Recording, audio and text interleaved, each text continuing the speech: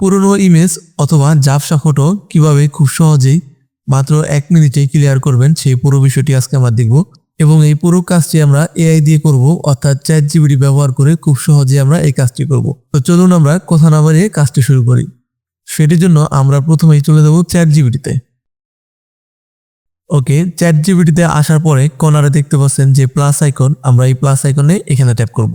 এখান থেকে ফাইল নামের যে অপশনটি দেখতে পাচ্ছেন আমরা এখানে ট্যাপ করব। এখান থেকে আমরা যে ফটোটি ক্লিয়ার করতে চাচ্ছি, অর্থাৎ আমাদের সেই ঝাপসা ফটোটি সিলেক্ট করে দিব। তো আমি এই ফটোটিকে সিলেক্ট করে দিলাম। আমরা এই ফটোটিকে ক্লিয়ার করব।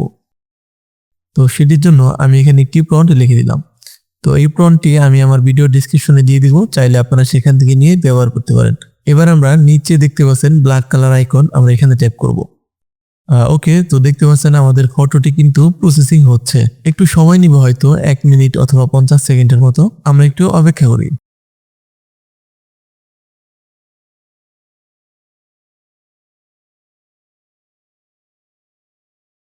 দেখতে পাচ্ছেন আমাদের ঝাপসা ফটোটি কিন্তু ক্লিয়ার হয়ে গেছে। এটি হচ্ছে আমাদের আগের ফটো, অর্থাৎ ঝাপসা যখন ছিল ফটোটি। আর এটি হচ্ছে আমাদের এখন যে আউটপুটটা ChatGPT দিল সেটি। এবার আমরা দেখব এই টাইপের প্রম্পট না লিখে শুধুমাত্র যদি বাংলায় লিখে দিই সেক্ষেত্রে কাজ করে কিনা।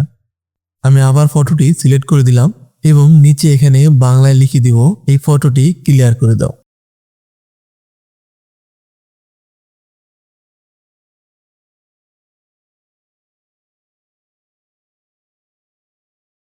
ওকে, এবার আমরা এই কর্নারে ট্যাপ করব। তো দেখি বাংলায় লেখার পরে এবার কেমন কাজ করে।